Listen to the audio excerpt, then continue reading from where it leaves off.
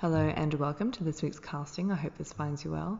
Much like all castings before and those to come, this one is going to be no different in that it is a very off-the-cuff monologue pertaining to a topic that I and hope that you find of interest. And this week's topic is how to out-psycho the psychopaths. And the catalyst for this particular topic came from a very astute observation, and it's nothing too profound, but when you actually start to deconstruct it, you can actually gain a lot of insight from it. But the conversation with my friend was about the fact that evil is given all opportunity to succeed, and it is given all the tools to succeed, whereas the good, the truth, the light, whatever you want to call it, has a really rough go of it. And we see this through all stories, all history, all mythology, and just everyday life, in that because you are doing good,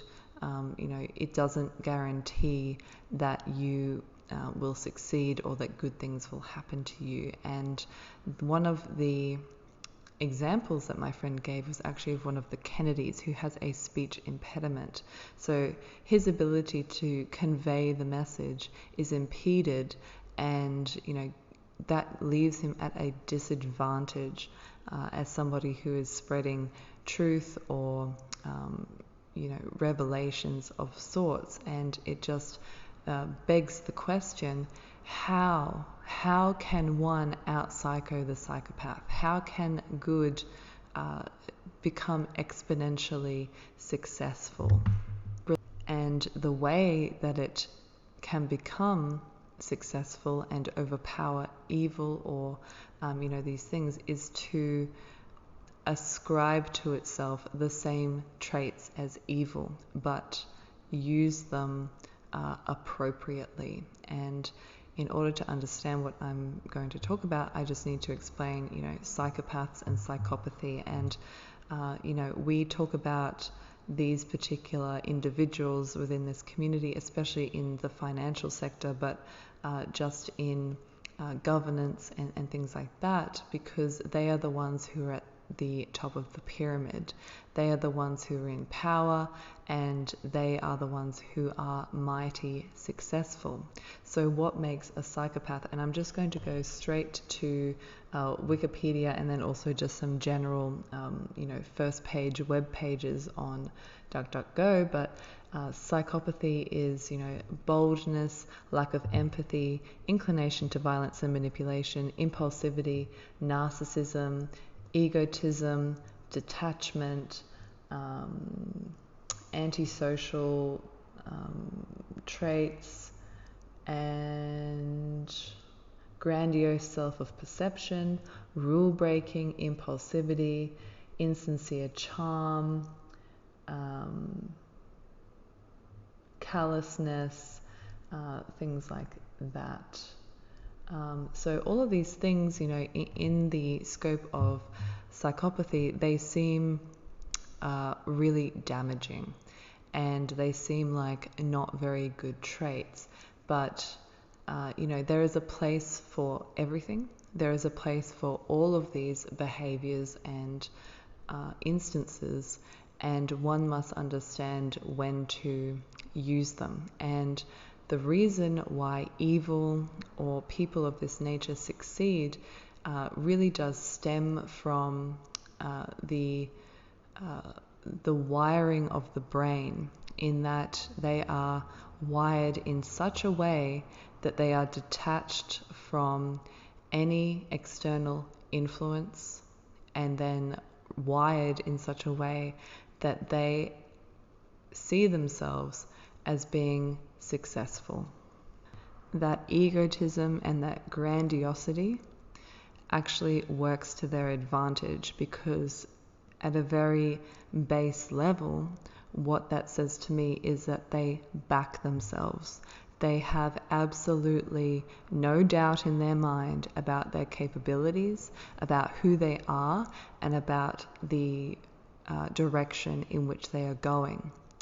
And that is something that people who are not hardwired like that, find very difficult. Fear and doubt tend to cloud one's judgment quite regularly. And if you have been hardwired to, never feel those things, or to completely disregard that part of reality, then of course you will succeed. And, that comes down to one's attitude and one's perception, at least for those people who are not hardwired like that.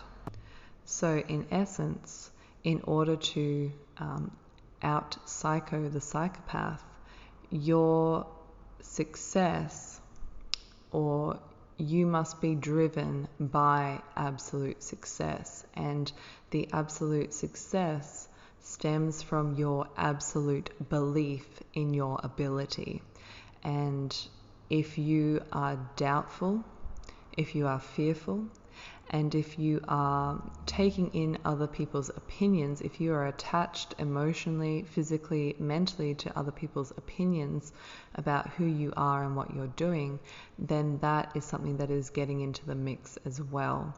So, as I said, the very essence of out-psychopathing the psychopaths, or out-eviling the evil, is to believe so hard in your own success that nothing can overcome you, nothing can overpower you, and nothing can get in your way. And that's where all the other traits of psychopathy come in as well. The boldness. When you know that you will succeed beyond a doubt, you increase your boldness. You increase your inclination towards impulsivity, in that you are no longer afraid to take a chance. You are no longer afraid to make that deal, to talk to that person, to buy that thing, or to create something.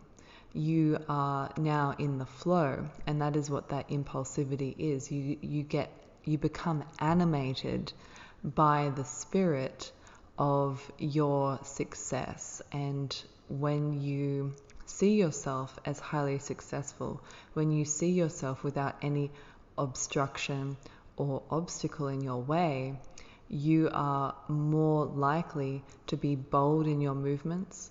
You no longer fret over things. You no longer hesitate to do things or treat things like they are delicate. You grab things with both hands and you mold it to what you want it to be, and you speak with conviction. You speak with a particular timbre in your voice, and through that you are able to acquire what you want.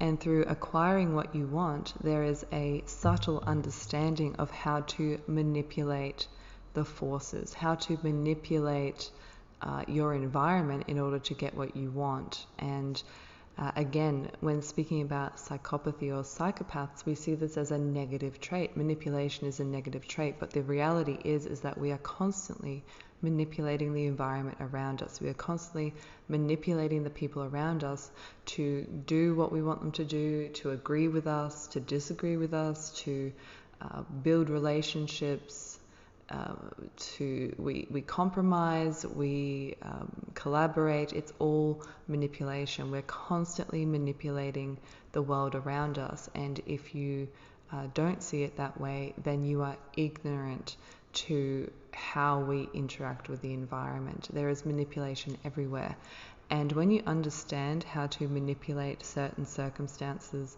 people, things, elementals, you become savvy to the principle of rule breaking, which is another trait of psychopathy. When you understand the rules, when you understand what can be used when and how and for what purpose, you can then break the rules of that particular element. You can break the rules of how to use that in the next instance. And again, evil or psychopaths do this all the time. They make the rules in order to break them. They know the rules, and therefore they can break them. If you don't know the rules, you are pretty much at square one, and that is the first thing that you need to understand. You need to understand the elementals, the archetypes, the subtle vibrations of things, and this all comes down to, conversation is like a dance. Dancing is like a war. War is like dancing. It's all the same thing. It's the subtle manipulation. It's the interaction with the environment that causes a particular outcome. And of course, in a world of duality, or in a world of rules and essentially just the nature of the world we live in, when you break a rule or when you redefine a rule, there is a sense of destruction or violence. And again, that is a trait of psychopathy, is an inclination towards violence. And in a even more direct way, violence is sometimes necessary in order to get what you want, and that could be violent words, cutting words, it could be cutting actions, it could be the very, for an example, the very notion of just cutting someone out of your life. That is a traumatic thing to do, not just for you if you deeply, care about that person, and for that other person as well, but it might be necessary in order to do that. And there are many degrees and levels of violence that we are capable of and that we must do in order to move forward, because again, violence is at the very heart of destruction. And if you again do not accept that as something in your practice, then you are ignorant to this universal truth. And if we think about the sage, or we think about the monk, the wizard, any of these things, they carry a staff with them, and the staff is a weapon, but it is a weapon for self-defense. It's not a weapon to harm others, by making the first move. It's a weapon of self-defense. And sometimes, or most of the time, if you want to move forward, if you want to advance in your path or your journey, you have to defend yourself against other people's will. And that's where the violence comes in that you need to protect yourself. You need to stand your ground and use the powers that you have, use the toolkit that you have in order to progress. And that is the difference between a psychopath who is inclined towards violence for the sake of violence, and someone who knows that using violence is a necessary element for this particular juncture, and not seeking to commit violence for the sake of violence, but using violence as a tool of advancement. The next thing that I want to talk about is the lack of empathy. And empathy is the capacity to understand or feel what another person is experiencing from within their frame of reference. To place oneself in another person's position. And this is something that I see a lot in this community, and also, the love and light community, is the constant barragement of I'm an empath, of empathy is, the highest attribute. And, empathy is necessary, of course, but an over stimulation of empathy is actually a weakness. If you can no longer differentiate yourself from somebody else, you cannot advance further. The only thing that you're going to do is to drag yourself to where that person is and become just as overwhelmed as they are. And of course, I'm not saying to be callous or to completely disregard other people. That's not what this is about. This is about knowing when to be empathetic and know when to detach, because sometimes by being overly empathetic, you actually disadvantage yourself greatly. And in the long term, it actually disadvantages the people around you, and maybe even that person that you feel empathetic towards. Because if you can't advance because you are so stuck in whatever they're going through, and invested in what they're going through, you can't actually get into a position where you may actually be able to help them, if you understand what I'm saying here. So, like I said, empathy is necessary, much like all these other traits that I'm talking about, but knowing when and how much, the intensity of these things, and using them for your advancement and for your success, instead of being constantly dragged down by other people who can't, at the very essence, the very base level, back themselves, who can't see their own success, and to really fulfill that, and to embody that wholeheartedly. And in actuality, I want to change the way that we use empathy, and I want to change it to compassion, because compassion actually is an active word. Empathy is a passive word. Empathy is just understanding and being in something with somebody else, whereas compassion is the drive to relieve the distress, or to relieve the problem. So I would rather us to be compassionate than empathetic, because empathetic, like I said, is a very passive position to take. So at the very crux of what I'm kind of getting to, or trying to get to, is that in order to out psycho the psychopaths, and to overcome evil, to overcome or to outdo successful people, one must take on board the same traits, but use them in such a way that they are progressive instead of regressive, for society, for the individual, and for your immediate surroundings. So that is just what I wanted to talk about, and it really does stem from one's perception of oneself, and it stems from the egotism, it stems from one's belief, and it stems from your ability and your unquenchable desire to succeed no matter what. And we must rewire our brains in such a way that we become resilient to fear, we become resilient to doubt, our own doubt and the doubt of others, the fear of ourselves and the fear of others, and we must rewire our brain in such a way that we can make these decisions quickly, and we can make these decisions in a way that just flows. We're in the flow, and when we start to do that, when we start to rewire our brain in such a way, we actually start to succeed exponentially. So we can learn a lot from psychopaths.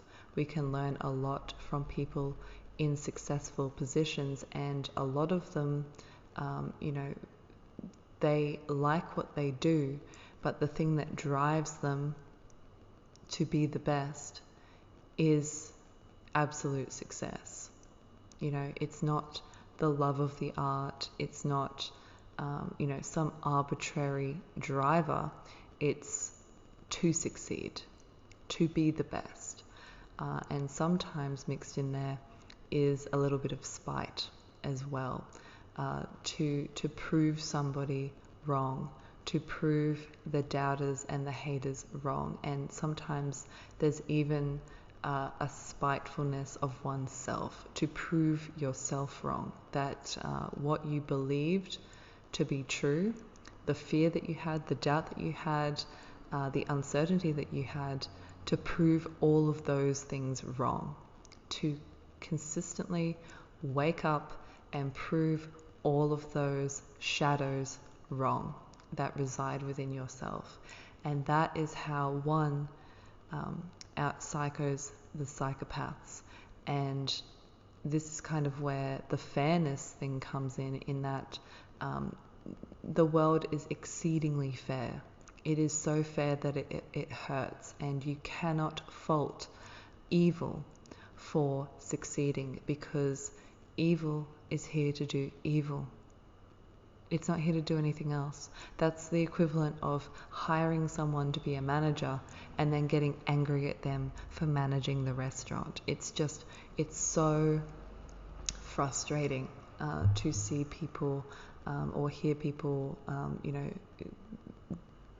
just get so riled up about evil and the job that it's doing. It's like it's doing its job. You can't be mad at it. You kind of have to thank it for what it's doing, because it allows for that contrast. It allows you to see what you truly want. It allows you to see the light on the other side. Without the darkness, one does not know how bright one can shine. The stars. Without the darkness, you can't see the stars, you can't see the sun. So, all of these things are necessary. All of these elements are necessary. Evil, callousness, violence, egotism, disruptive qualities, antisocial behavior, disregard, instability, impulsivity, recklessness, boldness. They are all necessary, and they are not just cut and dry good and evil. And I've said this many times, that good can also be bad. Bad can be good. It's all about your perception of things. It's all about the environment in which it exists, and it all depends upon its function. So I will leave this casting here, and I look forward to reading your comments and your discussion, and thank you so much for listening. Bye.